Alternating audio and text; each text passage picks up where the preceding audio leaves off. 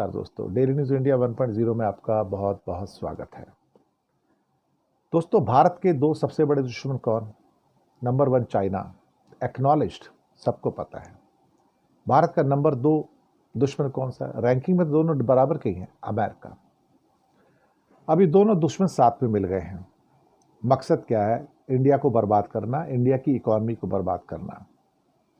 America चाहता है कि चाइना एक वॉर लड़ ले इंडिया से, ताकि इंडिया 20 साल पीछे चला जाए। अभी इंडिया 4.25 ट्रिलियन डॉलर की इकोनॉमी हो गया, जापान को तो पीछे छोड़ दिया।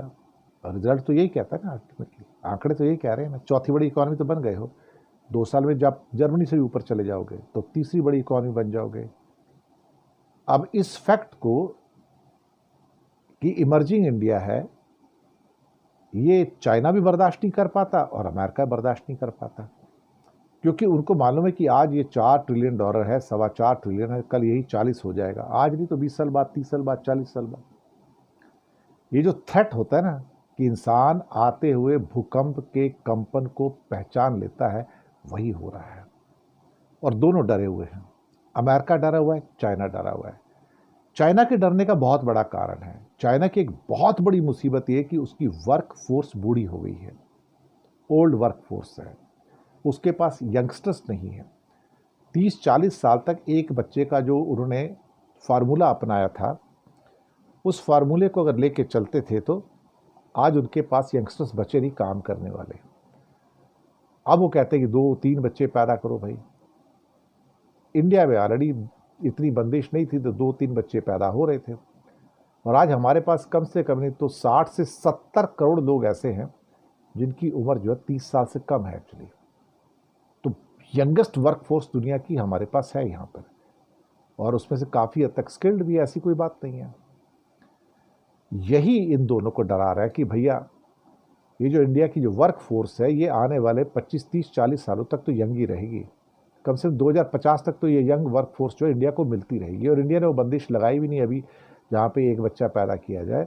लेकिन धीरे धीरे इंडिया भी बुढ़ापे की ओर बढ़ रहा है, ऐसी बात नहीं है। लेकिन इंडिया का स्ट्रांग होना वो उनसे बर्दाश्त नहीं हो रहा है। उनको लगता है कि अगर इंडिया और स्ट्रांग हो जाता है तो हमारी जो हेजीमनी है या हमारी जो स्ट्रेंथ है उसको खतरा है। हम नहीं चाहेंगे कि दुनिया में एक और महाशक्ति हो। पहले तो अमेरिका नहीं चाहता था कि चाइना महाशक्ति बने, लेकिन अब चाइना तो बन गया ना दूसरी महाशक्ति। अब तो रोकना मुश्किल है उसको। अब वो अमेरिका ने रिकॉन्साइल कर लिया कि हम भी चाइना तो महाशक्ति है, उसको मानना पड़ेगा, लेकिन एक और महाशक्ति अगर उभर के आ रही तो उसको मत उभरने दो, उसको रोको कैसे भी करके।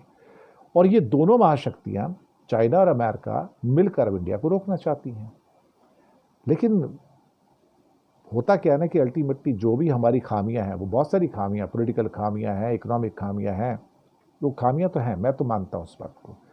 लेकिन सवाल ये पैदा होता है यहाँ पर कि ये खामियां हो के भी हम एक 6, 6.5, 7% की स्पीड से तो बढ़ रहे हैं, और नॉमिनल ग्रोथ 10% की तो होती है ना। इंटरेस्ट अगर उसमें इन्फ्लेशन को मिला लो तो वो तो कहीं जाती नहीं ना अल्टीमेटली।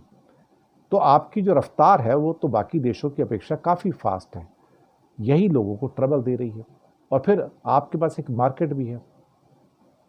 तो इंडिया को डिस्ट्रॉय करने का उनको मौका मिलना चाहिए कि वो चाहते कि इंडिया भी कटोरा लेके पाकिस्तान की तरह घूमे और लोन लेता फिर हमसे, भीख मांगे हमसे, ताकि हमारे दबाव में रहे। पर वो होता नहीं ना। चाइना लोन लेता नहीं IMF का, इंडिया लोन लेता नहीं IMF का। ये इनको तकलीफ देता है, यही हकीकत है।